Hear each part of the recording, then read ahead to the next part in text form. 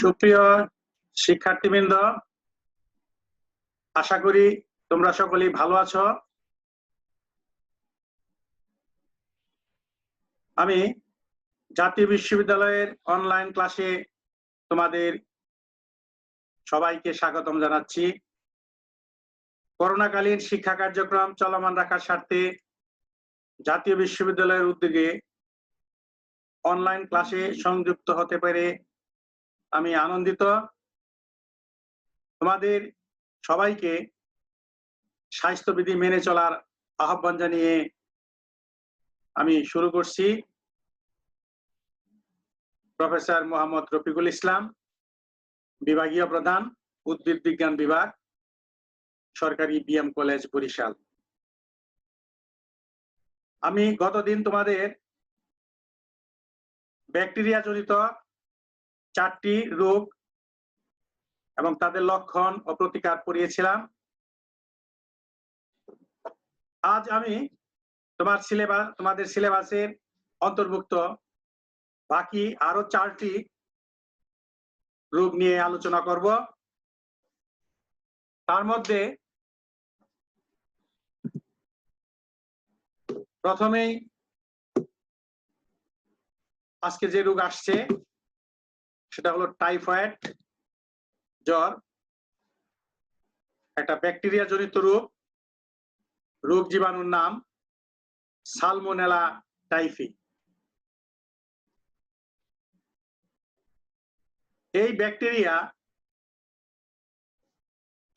সচল, কারণ এর চারিপাশে ফ্লাজেলা আছে। ফ্লাজেলা থাকার জন্য এই ব্যাকটেরিয়া সচল। এরা দেখতে দণ্ডাকার এবং এদের ক্যাপসুল নেই। এরা গ্রাম নেগেটিভ ধরনের ব্যাকটেরিয়া।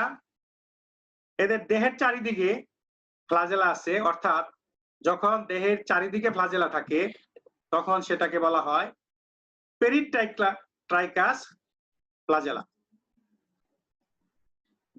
সালমোনেলা টাইফি একটা পেরিট্রাইকাস ফ্লাজেলা যুক্ত একটি ব্যাকটেরিয়া এবং এটা টাইফয়েড রোগ সৃষ্টি করে। 1896 থেকে 1906 সাল পর্যন্ত এই সময়ে মেরি মার্লিন নামক একজন পাচক, সে বিভিন্ন ভাষায় কাজ করার সময় টাইফয়েড রোগের বিস্তার ঘটায় এবং তার এই ঘটনা ধরা পড়ার জন্য তাকে একাধিকবার জেলেও যেতে হয়েছে, কিন্তু সে এই টাইফয়েড রোগের বাহক হিসাবে দীর্ঘদিন সে এই রোগ বিস্তার ঘটিয়েছে। টাইফয়েড কথাটা আসলেই আমাদের চোখে ভেসে ওঠে দীর্ঘদিনের জ্বর এবং তার সাথে অন্যান্য লক্ষণ দেখা যায়। কি কি লক্ষণ দেখা যায় আমরা বিস্তারিত দেখি। যে প্রথমে আসতেছে শীত শীত ভাব, পরে অবিরাম জ্বর, পেটের ব্যথা, ক্ষুধামন্দা, অস্থিরতা বোধ এই রোগের প্রধান লক্ষণ। জ্বরের সাথে পেট ব্যথা এটা টাইফয়েডের অন্যতম প্রধান রোগ লক্ষণ এবং টাইফয়েড রোগীর গায়ে গোলাপি রঙের ছোট ছোট ফুসকুড়ি দেখা যায় এবং টাইফয়েডে রোগীর প্লীহা বৃদ্ধি পায়। ইপিথেলিয়াম কোষে প্রবেশ করে রোগ জীবাণু রক্তে, যকৃতে, পিত্তথলিতে এবং লিম্ফয়েড কলায় বিস্তার লাভ করে। রোগের 2য় বা 3য় সপ্তাহে রোগীর অন্ত্রে ঘা হয়, উদরাময় দেখা দেয় এবং পেটের ব্যথা আরো তীব্র হয়। রোগীর পিত্তথলিতে ব্যাকটেরিয়া জন্মায় এবং ক্ষুদ্রান্তে ব্যাকটেরিয়া পৌঁছে যায়। এই রোগ কয়েক সপ্তাহ পর্যন্ত স্থায়ী হয়।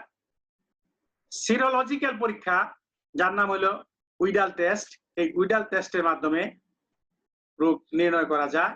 এছাড়াও কালচার করে রোগ নির্ণয় করা যায়, কিন্তু টাইফয়েডের জন্য উইডাল টেস্টটা একটা অন্যতম প্রধান রোগ নির্ণয়ের পদ্ধতি।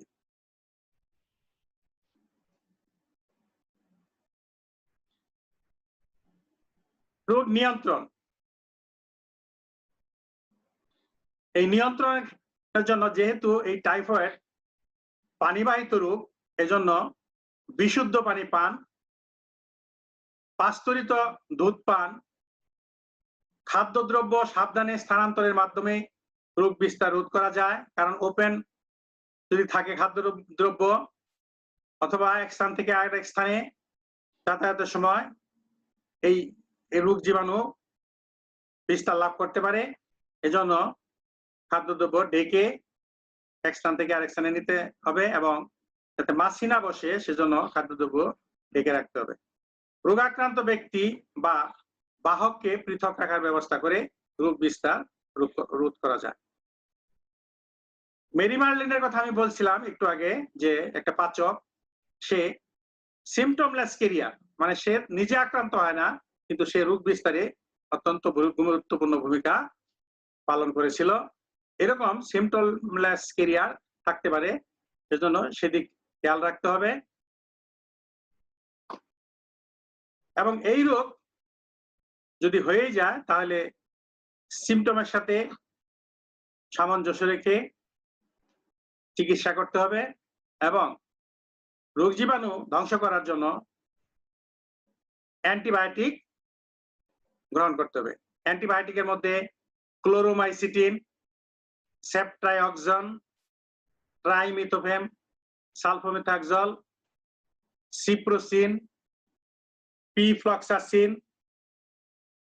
এই সমস্ত অ্যান্টিবায়োটিক দ্বারা এই রোগের চিকিৎসা করা হয়। তাছাড়াও টিকা দিয়ে এই রোগ নিয়ন্ত্রণ করা যায়। টাইফয়েড জ্বরে সঠিকভাবে চিকিৎসা না করলে রোগীর মৃত্যু পর্যন্ত হতে পারে। সেজন্য এটাকে অবহেলা না করে সময় মতো চিকিৎসা করতে হবে। তারপরে আসতেছে ধনুষ্টঙ্কার। ধনুষ্টঙ্কার নামকরণ করার পিছনে কারণ আছে, সেটা হলো যে এই রোগে আক্রান্ত রোগী ধনুর মতো পিছন দিকে বেঁকে যায়, যে কারণে এই রোগের নামকরণ করা হয়েছিল ধনুষ্টঙ্কার বা টিটেনাস। এই টিটেনাস রোগের জন্য দায়ী ক্লস্ট্রিডিয়াম টিটেনি নামক ব্যাকটেরিয়া। এই ব্যাকটেরিয়া সচল, দেখতে দণ্ডাকার, কোনো ক্যাপসিউল নাই এবং গ্রাম পজিটিভ ধরনের। আমি গ্রাম পজিটিভ নেগেটিভ সম্পর্কে একাধিকবার কথা বলেছি। অবায়বীয় এবং স্পোর আছে। এই ব্যাকটেরিয়া স্পোর উৎপন্ন করে বলে সহজে নির্মূল করা যায় না এবং মাটিতে দীর্ঘদিন এই ব্যাকটেরিয়া টিকে থাকতে পারে এবং শরীরের কাটা স্থান দিয়ে এই ব্যাকটেরিয়া মানুষের দেহে প্রবেশ করে এবং রোগ সৃষ্টি করে। এই ব্যাকটেরিয়ার অন্যতম প্রধান আরেকটি বৈশিষ্ট্য হলো যে এদের দেহের মধ্যে স্পোর থাকে, অ্যান্ডোস্পোর। এই অ্যান্ডোস্পোর কেন্দ্রীয়, উপকেন্দ্রীয় বা প্রান্তিক হতে পারে। এখানে এই স্পোর সুস্পষ্ট ভিন্ন কালারের স্পোরগুলো এই ক্লস্ট্রিডিয়াম টিটেনি ব্যাকটেরিয়ার লাল, এই যে দেখা যাচ্ছে, এগুলো হলো ব্যাকটেরিয়া স্পোর। এই স্পোরের মাধ্যমে এরা প্রতিকূল অবস্থায় টিকে থাকতে পারে এবং প্রতিকূল অবস্থায় পাড়ি দিয়ে থাকে।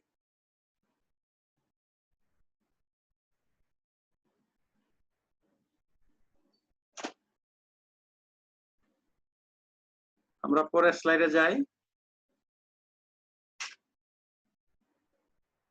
রোগ লক্ষণ। এই ব্যাকটেরিয়ার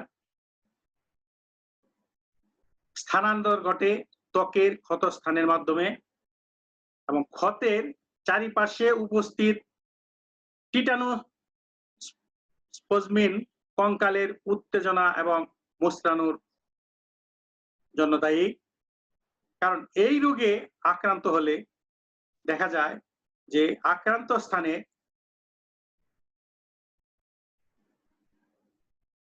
এলাকায় অনুভূতি হয়, ঝিনঝিন অনুভূতি হয় এবং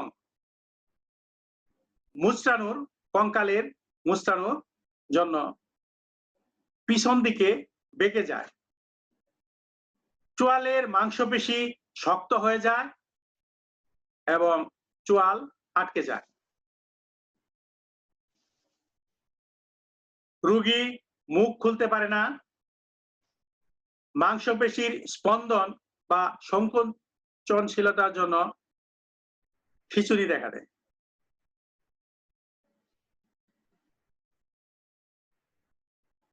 এখানে টিটানাস রোগী দেখানো হয়েছে যে ওরা পিছন দিকে বেঁকে যাচ্ছে, এটা ঠিক ধনুর মতো, হ্যাঁ, পিছন দিকে বেঁকে যাচ্ছে, ঠিক এইটা এই খিঁচুনির ফলে পিছন দিকে বেঁকে যাচ্ছে। এটা টিটানাস রোগের একটা বৈশিষ্ট্যমূলক দৃশ্য এবং এটা দেখে টিটানাস সম্পর্কে ধারণা লাভ করা যায়।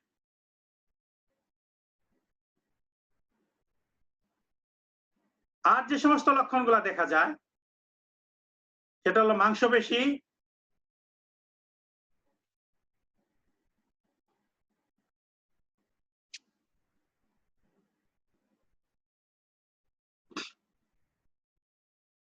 মারাত্মক সংকোচন ঘটে, ফলে রোগী পিছনের দিকে ধনুকের মতো বেঁকে যায়। আমরা একটু আগে যে চিত্র দেখলাম সেখানে দেখানো আছে যে রোগী ধনুকের মতো বেঁকে যায়। ক্ষতস্থানের চারপাশে ঝিঝি অনুভূত হয়। রোগী ক্রমশ রোগীর ঘাড়, চিবুক এবং পিঠের পেশি শক্ত হতে থাকে। এই লক্ষণগুলো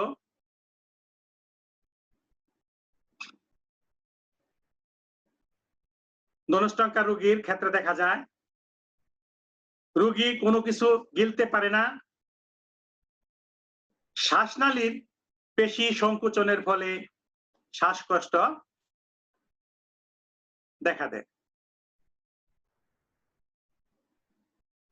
ডায়াফ্রাম এবং রেসপিরেটরি পেশির সংকোচনের জন্য রোগীর মৃত্যু ঘটে। এই ধনুষ্টঙ্কার রোগীও সময় মতো চিকিৎসা না করলে রোগী মারা যায়। আর চিকিৎসা পদ্ধতিও এখন পর্যন্ত খুব উন্নত মানের চিকিৎসা আবিষ্কার হয় নাই, কিন্তু এটা প্রতিরোধ ব্যবস্থা, সুন্দর প্রতিরোধ ব্যবস্থা এখনো চালু আছে। সেটা টিকাদানের মাধ্যমে করা হয়।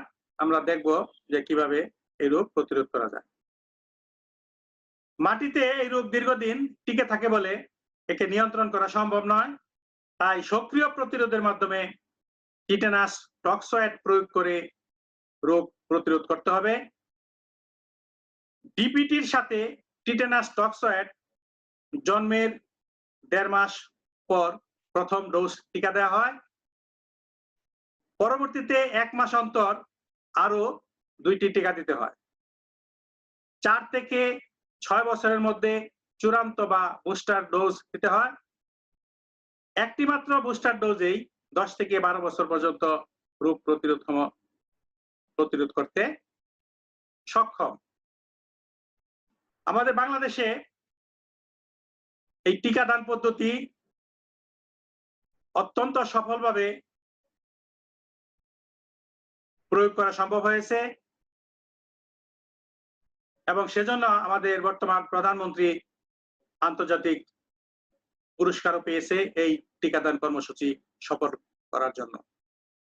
আমরা এই ধনুষ্টঙ্কার রোগকে আমরা সহজেই এই টিকার মাধ্যমে নিয়ন্ত্রণে রাখতে পারি এবং এই রোগ থেকে বাঁচতে পারি।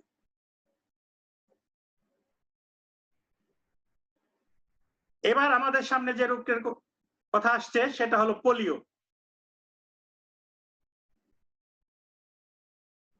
পোলিও একটা ভাইরাস জনিত রোগ।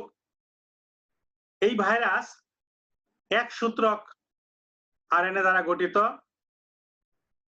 এবং এর ক্যাপসিডের আকার আইকোসাহেড্রাল জ্যামিতিক গঠনের মতো, অর্থাৎ বহুভুজ আকৃতির।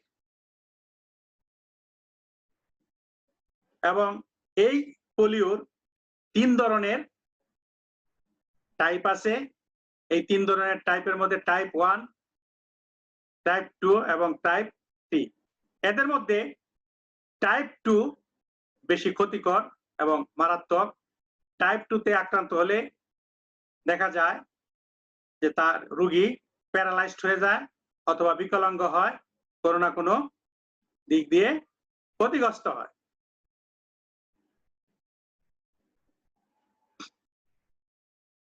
এখানে পোলিওর 2টা চিত্র দেখানো আছে। এটা এর জ্যামিতিক গঠন দেখানো আছে আর এর মধ্যে আরএনএ, এক সূত্রক আরএনএ আছে। এটা এর বাহ্যিক রূপ। এবার আমরা পোলিও রোগের লক্ষণ নিয়ে আলোচনা করব। এটা পোলিও রোগ আক্রান্ত রোগীর চিত্র দেখানো হয়েছে। যে সমস্যাটা হয় সেটা হলো, যেমন এখানে পা বেঁকে যায় এবং হাড় বেঁকে যায়, ফলে বা চিকন হয়ে যায়, ফলে সে স্বাভাবিকভাবে আর রোগী হাঁটতে পারে না, তাকে স্ক্র্যাচে ভর দিয়ে চলাচল করতে হয়। দেখা গেছে যে সমস্ত দেশের দারিদ্রতা বা মানুষ দরিদ্র সীমার নিচে বাস করে বেশিরভাগ লোক, সেই সমস্ত দেশেই এই রোগের প্রকোপ তুলনামূলকভাবে বেশি। রোগ লক্ষণ। প্রাথমিক রোগ লক্ষণ হলো রোগীর জ্বর, মাথা ব্যথা, বমি বমি ভাব ও বমি হওয়া, অন্ত্রের মাংসপেশির যন্ত্রণাদায়ক আক্ষেপের ফলে মুখের স্বাদ নষ্ট হয়ে যায়, ফলে রোগী কিছু খেতে চায় না। কখনো কখনো এই ভাইরাস রক্তে প্রবেশ করে ভাইরেমিয়া সৃষ্টি করে। ভাইরেমিয়া একটা নতুন টার্ম। ভাইরেমিয়া হলো যে রক্তের মধ্যে যদি ভাইরাসের ঘনত্ব বেশি হয়ে যায় এবং সেই ভাইরাসগুলি সমস্ত দেহব্যাপী রক্তে ছড়িয়ে পড়ে, তখন তাকে বলা হয় ভাইরেমিয়া। ঠিক একইভাবে ব্যাকটেরিয়া যদি এইভাবে রক্তে ছড়িয়ে পড়ে তখন তাকে বলা হয় ব্যাকটেরিমিয়া। এই ভাইরেমিয়া সৃষ্টি করে। পোলিও ভাইরাসে স্পাইনাল কর্ড বা মেরুরজ্জুর অ্যান্টেরিয়র হর্ন মোটর স্নায়ুকোষের সাথে উচ্চ আসক্তি আছে, ফলে এরা স্নায়ু কোষকে ধ্বংস করে, হর্ন মোটর এবং পেশির পক্ষাঘাত ঘটায়। পোলিওর অন্যতম প্রধান যে বৈশিষ্ট্য সেটা হলো যে পোলিও রোগ ভালো হয়ে গেলেও তার সিমটম আজীবন থেকে যায়, যেটা হলো যে বিকলাঙ্গ হয়ে যায়। কারণ বাচ্চাদের এই রোগ বেশি হয়, ফলে এই ছোট বা অল্প বয়সেই তারা বিকলাঙ্গ হয়। বারবার পোলিও দেখা দিলে আলা জিহ্বা, গলনালী এবং শ্বাসনালীর অবসন্নতা দেখা দেয় এবং এই ধরনের অবস্থা দেখা দিলে রোগী খেতে পারে না এবং আস্তে আস্তে দুর্বল হয়ে অবশেষে রোগী মারাও যেতে পারে। তাহলে আমরা মোটামুটি পোলিও রোগের লক্ষণ নিয়ে আলোচনা করলাম। এবার নিয়ন্ত্রণ, কিভাবে পোলিও রোগ নিয়ন্ত্রণ করা যায় সেটা আমরা দেখি। পোলিও রোগ নিয়ন্ত্রণের অন্যতম প্রধান হলো ভ্যাকসিন বা টিকা প্রয়োগ করে এই রোগ নিয়ন্ত্রণ করা যায়। ভ্যাকসিনই হলো সবচেয়ে ভালো পদ্ধতি। ইতিপূর্বে ইনজেকশনের মাধ্যমে এই ভ্যাকসিন দেওয়া হতো, কিন্তু বিজ্ঞানী সাবিন সে মুখে খাওয়ানোর টিকা আবিষ্কার করে, যা ৩ প্রকার পোলিও স্ট্রেনের বিরুদ্ধেই কার্যকর। আর বর্তমানে পোলিওর টিকা খাওয়ানো হয় বাচ্চাদের, এবং এই পোলিওর টিকা প্রয়োগ করে রোগ নিয়ন্ত্রণ আমাদের বাংলাদেশে সফলতা লাভ করেছে, এবং পোলিও রোগীর সংখ্যা উল্লেখযোগ্য হারে হ্রাস পেয়েছে। যদিও দাবি করা হয় যে পোলিও রোগ নির্মূল করা হয়েছে, কিন্তু তারপরেও মাঝে মধ্যে কোথাও কোথাও এই রোগ দেখা যায়, খুবই সীমিত হারে। ৫ বছরের নিচে শিশুদের ২ বছর অন্তর পোলিওর টিকা দেওয়া অবশ্য কর্তব্য। আক্রান্ত রোগীর বিশ্রাম এবং রোগ লক্ষণের ভিত্তিতে চিকিৎসা করানো প্রয়োজন। পোলিও রোগী সুস্থ হওয়ার পরেও দেখা যায় যে বিকলাঙ্গ চিহ্ন থেকে যায়। সেই ক্ষেত্রে ফিজিওথেরাপিস্ট দ্বারা চিকিৎসা করে কখনো কখনো সুফল পাওয়া যায় এবং রোগী স্বাভাবিক অবস্থায় ফিরে আসতে পারে। সেজন্য বিকলাঙ্গ যে সমস্ত শিশুরা পোলিও রোগে বিকলাঙ্গ হয়, তাদেরকে ফিজিওথেরাপি দেয়া একান্ত প্রয়োজন।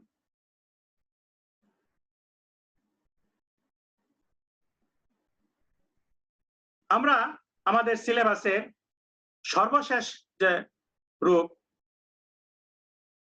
যেটা নিয়ে আমরা আমাদের আলোচনা শেষ করব, সেটা হলো এইডস রোগ, AIDS। এইডস এর পূর্ণরূপ হলো অ্যাকোয়ার্ড ইমিউনো ডেফিসিয়েন্সি সিনড্রোম, আর রোগ জীবাণুর নাম হিউম্যান ইমিউনো ডেফিসিয়েন্সি ভাইরাস বা HIV। এইচ হলো হিউম্যান ইমিউনো, আইতে ইমিউনো ডেফিসিয়েন্সি, আর বিতে ভাইরাস। এই ভাইরাস মানুষের দেহে এইডস রোগ সৃষ্টি করে। এটা একটা আরএনএ ভাইরাস, ক্যাপসুলের আকার আইকোসাহেড্রাল জ্যামিতিক গঠনের মতো। এই ভাইরাসের বিশেষত্ব হলো যে প্রোটিন আবরণের বাইরের দিকে গ্লাইকোপ্রোটিনের পেরেকের ন্যায় কাঁটাযুক্ত আবরণ থাকে। এই যে এখানে দেখা গেছে, এই যে প্রোটিনের যে কাঁটার ন্যায় আবরণ, গ্লাইকোপ্রোটিন, এটার দুইটা অংশ আছে, একটা হলো গ্লাইকোপ্রোটিন GP41, আর একটা হলো GP120, গ্লাইকোপ্রোটিন 120। এই যে এই কাঁটার ন্যায় অংশগুলো, এটা এদের একটা বিশেষ বৈশিষ্ট্য, এবং এই বৈশিষ্ট্যের কারণেই এদের এই টিকা কার্যকারিতা এখন পর্যন্ত বা আবিষ্কার এখন পর্যন্ত সম্ভব হয় নাই। এর দেহের মধ্যে আরএনএ থাকে, এটা একটা আরএনএ ভাইরাস। মানুষের যে সমস্ত রোগ সৃষ্টিকারী ভাইরাস আছে বেশিরভাগই ডিএনএ যুক্ত, কিন্তু এরা ব্যতিক্রম, এটা একটা আরএনএ ভাইরাস। এইডস রোগের 1990 সালের দিকে বা 1980 সালের পরে এইডস রোগের সম্পর্কে জানা যায়, এবং এই রোগ প্রধানত এসটিডি বা সেক্সুয়ালি ট্রান্সমিটেড ডিজিজ হিসাবে চিহ্নিত হয়েছে। এই রোগের প্রধান লক্ষণ হলো যে এরা শ্বেতকণিকা নষ্ট করে ফেলে,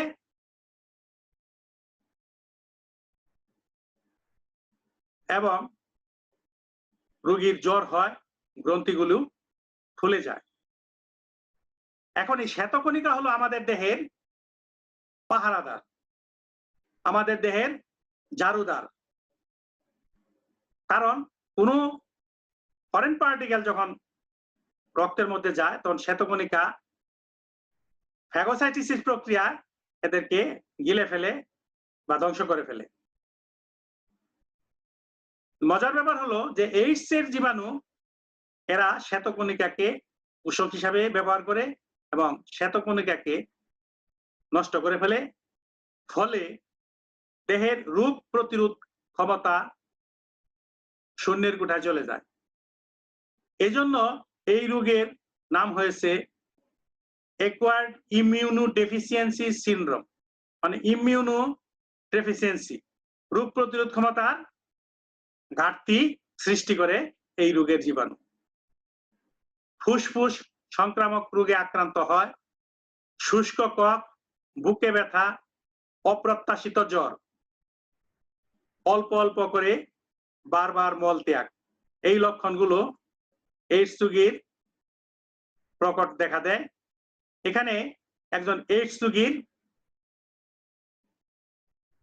চিত্ররূপ দেখানো হয়েছে, সে আস্তে আস্তে মৃত্যুর দিকে ধাবিত হয়। আরো যে সমস্ত লক্ষণগুলা প্রকট দেখা দেয় হলো দেহের ওজন হ্রাস, পেট ব্যথা ও অস্বস্তি ভাব,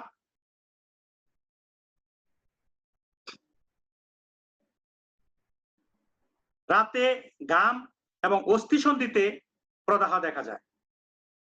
রোগীর মাথা ব্যথা,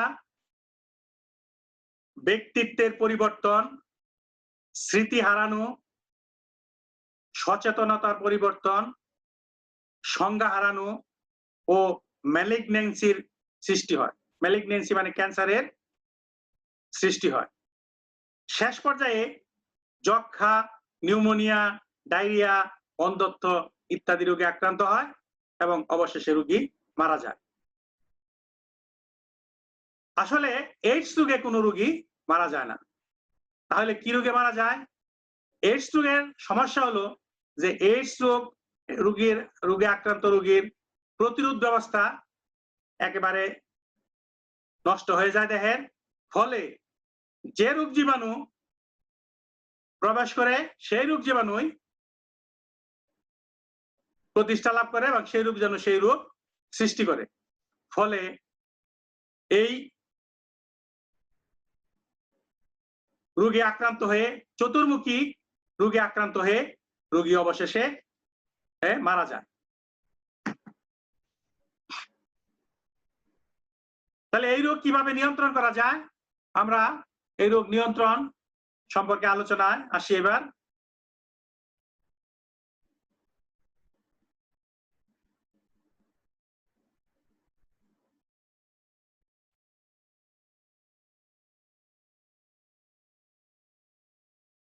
এই রোগ নিয়ন্ত্রণের অনেকগুলো পদ্ধতি আছে, তার মধ্যে পয়েন্ট আকারে আমি কিছু আলোচনা করব। সেটা হলো এই রোগ চিকিৎসার চেয়ে নিয়ন্ত্রণ করেই রোগ বিস্তার রোধ করা যায়। প্রতি বছর 1 ডিসেম্বর এইডস দিবস উদযাপন করে এইডস সম্পর্কে জনসচেতনতা বৃদ্ধি করা যায়। রক্তকে ছাঁকা এবং তাপে ভাইরাস ধ্বংস করে তা গ্রহণ করা। মানে যদি কারো রক্তের প্রয়োজন হয় তাহলে অজানা লোকের রক্ত গ্রহণ করা উচিত নয়। আর যদি গ্রহণ করতে হয় তাহলে তাকে ছেঁকে নিতে হবে, অথবা তাপ দ্বারা ভাইরাস ধ্বংস করে তা গ্রহণ করা। নিরাপদ যৌন মিলন সম্পর্কে জনগণকে সতর্ক করা।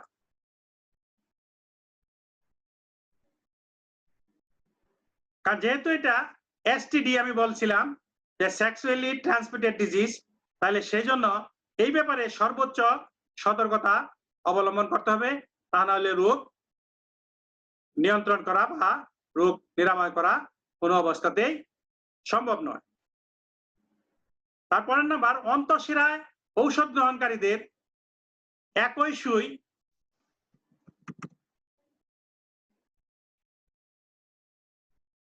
একাধিক জনে ব্যবহার না করা। কারণ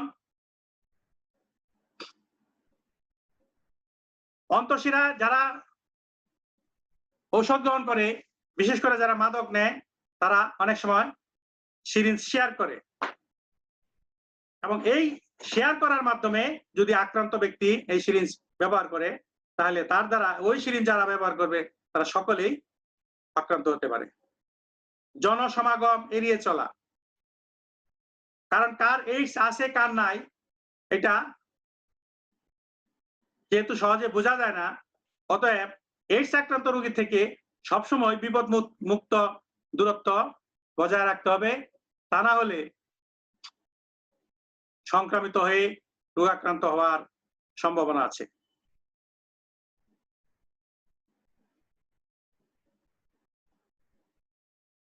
সম্ভাব্য ব্যক্তিদের এইচআইভির জন্য নিয়মিত পরীক্ষা করা, নিয়মিত তাদের পরীক্ষা করার মাধ্যমে সেটা তাদেরকে যদি শনাক্তকরণ করা যায়, তাহলে তাদেরকে সাধারণ জনসাধারণের থেকে দূরে রেখে চিকিৎসা করতে হবে, যাতে সে রোগ বিস্তার না ঘটাতে পারে। বহুগামিতা পরিহার করা, সমীক্ষায় দেখা গেছে যে এই রোগ যারা বহুগামী তাদের সবচেয়ে বেশি হয়, কারণ রোগের বাহক হিসাবে সে নিজে কাজ করতে পারে অথবা কারো কাছ থেকে সে এই রোগ জীবাণু বয়ে নিয়ে আসতে পারে। অস্বাভাবিক যৌন মিলন যেমন সমকামিতা, ভিন্নকামিতা পরিহার করতে হবে। বিজ্ঞানীরা পরীক্ষা করে দেখেছে যে অস্বাভাবিক যৌন মিলনের ফলেই এই রোগ মানুষের দেহে এসেছে শিম্পাঞ্জির থেকে। ফলে এই ধরনের আচরণ পরিহার করে চলা এই রোগ নিয়ন্ত্রণের অন্যতম প্রধান আরেকটি উপায়।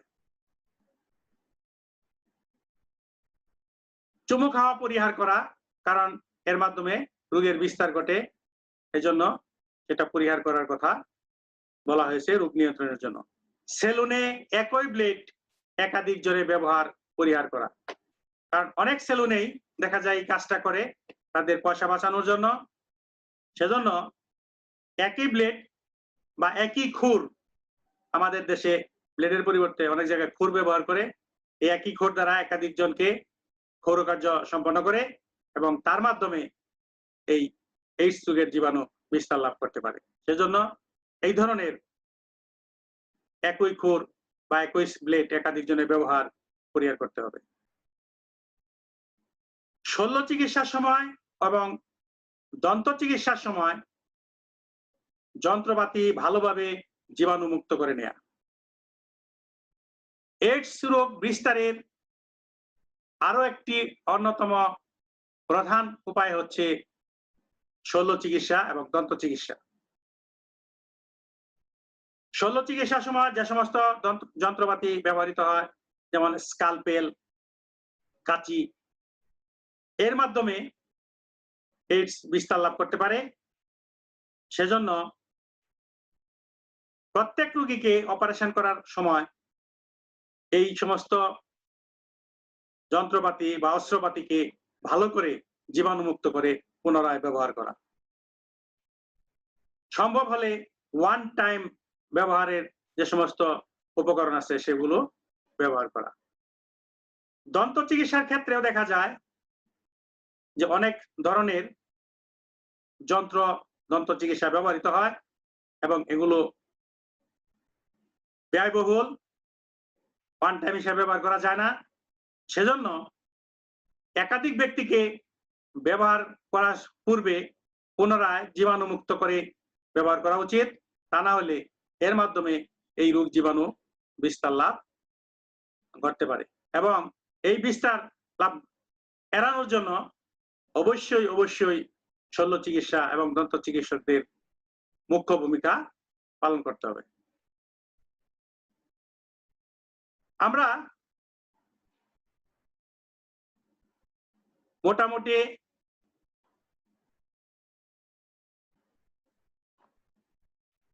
কিভাবে এই রোগ প্রতিরোধ করা যায়, এই রোগ থেকে বেঁচে থাকা যায় সে নিয়ে এত সময় কথা বললাম। এবার আমরা এই রোগ কিভাবে চিকিৎসা করা যায় তা নিয়ে আমরা কথা বলি। যে অ্যাজিথ্রোমাইসিন, ডেক্সট্রান সালফেট, ডাইডিঅক্সিসাইটোসিন, ডাইডিঅক্সিআয়োনিন, রিফাবিউটাল, ডক্সোরোবিসিন, সুরামিন এবং রিবাভারিন এই রোগের চিকিৎসার জন্য ব্যবহার করা হয়। বর্তমানে আফ্রিকা মহাদেশে এই রোগের চিকিৎসায় একটি উদ্ভিদ ব্যবহার করে সুফল পাওয়া গিয়েছে। আফ্রিকার আমাজন জঙ্গলের এই গাছকে ক্যাটস ক্লো বা বিড়ালের থাবা নামে ডাকা হয়, যার বৈজ্ঞানিক নাম হলো আনকেরিয়া টমেন্টোসা। এই আনকেরিয়া টমেন্টোসা এইডস এর চিকিৎসায় ব্যবহার করে ভালো সুফল পাওয়া গেছে। প্রতিরোধ ব্যবস্থাকে পুনরায় ফিরিয়ে আনার ব্যবস্থা করা। এইডস আক্রান্ত রোগীর দেহের রোগ প্রতিরোধ ক্ষমতা পুনরুদ্ধারের জন্য প্রয়োজনীয় চিকিৎসা করেও রোগ নিয়ন্ত্রণ করা যায়। যুক্তরাষ্ট্রের প্রাক্সিস ফার্মাসিউটিক্যাল AL 721 বা 721 নামে একটি ঔষধ বাজারজাত করেছে। সেটা রুটির সাথে খেতে হয় এবং সেটা গ্রহণ করে রোগীরা ভালো ফলাফল পেয়েছে এবং সেটা বর্তমানে ব্যবহার চলছে। এছাড়াও এইডস এর টিকা আবিষ্কারের জন্য বিজ্ঞানীরা সচেষ্ট এবং কেউ কেউ দাবি করেছে যে অচিরেই এইডস এর টিকা তারা বাজারজাত করতে সক্ষম হবে। এ পর্যন্ত এইডস এর টিকা না আবিষ্কার করার অন্যতম প্রধান কারণ হলো যে এইডস যখনই তার অ্যান্টিবডি রক্তে দেখতে পায় তখনই সে তার বাহ্যিক আকার পরিবর্তন করে ফেলে, বিশেষ করে কাটার নিয়ে যে প্রোটিন আবরণ আছে এগুলোকে পরিবর্তন করে, ফলে অ্যান্টিবডি আর রোগ জীবাণুকে শনাক্তকরণ করতে পারে না এবং টিকার কার্যকারী টিকা আবিষ্কার করতে পারতেছিল না। কিন্তু বর্তমানে বিজ্ঞানীরা এই তার যে রূপ চেঞ্জ করার জন্য যে এনজাইম দায়ী সেটি শনাক্তকরণ করতে সক্ষম হয়েছে এবং টিকার সাথে যাতে সেই এনজাইম নিষ্ক্রিয় হয় বা তার আকার পরিবর্তন করতে না পারে সেই ব্যবস্থা রেখেই টিকা আবিষ্কারের চিন্তা ভাবনা করছে এবং সেটা যদি সম্ভব হয় তাহলে আমরা অচিরেই এইডস এর টিকা পাবো ইনশাল্লাহ, আমরা আশায় থাকি। এবার তোমাদের কোনো প্রশ্ন যদি থাকে তোমরা আলোচনা আসতে পারো, আমি চেষ্টা করব তোমাদের প্রশ্নের উত্তর দেওয়ার জন্য। তাহলে আমরা 2 দিনে 8টি রোগ সম্পর্কে অবহিত হয়েছি এবং মোটামুটি 8টি রোগের ডাক্তার আমরা হতে পেরেছি। হ্যাঁ বলো। একটা কোশ্চেন আছে, এই যে রক্ত নেওয়ার পূর্বে যে রক্ত ছাঁকা ও তাপের মাধ্যমে ধ্বংস করা যায় এই প্রক্রিয়াটা কি? হ্যাঁ, এটা তো ছাঁকা মানে কি? ছাঁকনি, রক্ত যে ভাইরাস রোধক যে ছাঁকনি আছে সেই ছাঁকনির মাধ্যমে যদি রক্ত ছাঁকা যায় তাহলে ভাইরাস আর থাকে না, অথবা সেটাকে কি বলো? এটা কি স্যার মানে যারা দেওয়া হবে যে রক্তটা ওই জায়গা থেকে কি স্যার ছেঁকে নেবে নাকি আগে থেকে পরীক্ষা করা থাকবে? না, এটা আগে পরীক্ষা করবে যে রোগ জীবাণু আছে কিনা, যদি থাকে তাহলে সেটাকে ছেঁকে যাকে দিবে ছাকার পরে তার দেহে সেটা প্রবেশ করানো হবে। মানে রোগাক্রান্ত, হ্যাঁ, রোগ জীবাণুযুক্ত রক্ত দেয়া যাবে না, তাহলে যে যাকে দিবে সেও রোগাক্রান্ত হয়ে যাবে।